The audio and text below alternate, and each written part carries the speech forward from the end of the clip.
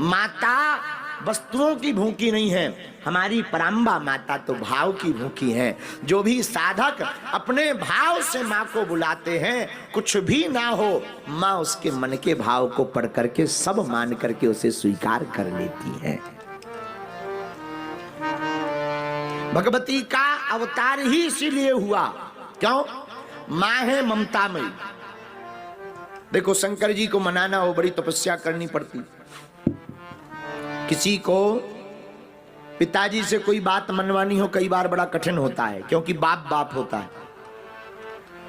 लेकिन कई बार बालक, पंडित जी बड़े, महाराज जी बड़े चालाक होते हैं। बालक बालिका कई बार पिताजी पर डायरेक्ट नहीं कहते, माताजी के थ्रू कहते। और जो काम डायरेक्ट पिताजी से कहने पर नहीं हो पाएगा, माताजी के थ्रू कह दो, 100% हो जाएगा। हाँ जी या ना जी? जोर से बोलो। हमारे आराध्य श्री हनुमान जी महाराज, आहा हा, क्या कहना वीर बजरंगबली का। धन्य है वीर बजरंगबली महाराज। हमारे आराध्य वीर बजरंगबली को राम जी प्राप्त हो गए, फिर भी जब लंका जाने लगे तो विभीषण ने कहा कि आप माता जानकी का पता लगाने आए हैं या मिलने भी आए हो?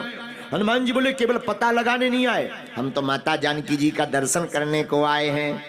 क्यों? आपको तो राम जी मिल गए, अब माता जी की दर्शन की क्या आवश्यकता है? श्री हनुमान जी महाराज हाथ जोड़कर कहते हैं, राम जी हैं पिता, भगवती माता सीता है माता।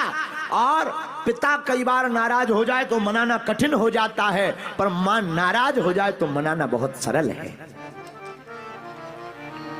इसलिए मां के चरणों में जुड़ना बहुत जरूरी है। और मेरे पागलों, हम तुमसे यही कहना चाहते हैं कि कई बार भगवान श्री राम कृष्ण हनुमान जी के जितने साधक हैं, ये नहीं कहते कि वो प्रसन्न नहीं होते, प्रसन्न तो होते हैं। कई बार बड़ी देर लगती है, कई बार सुनते नहीं हैं, लेकिन अगर भगवती के चरणों से जुड़ा जाए, भगवती को माना जाए, भगवती की आराधना की जाए, तो वही भगवती कई बार आज्ञा दे देती हैं और सरकार को मिलना ही पड़ता है।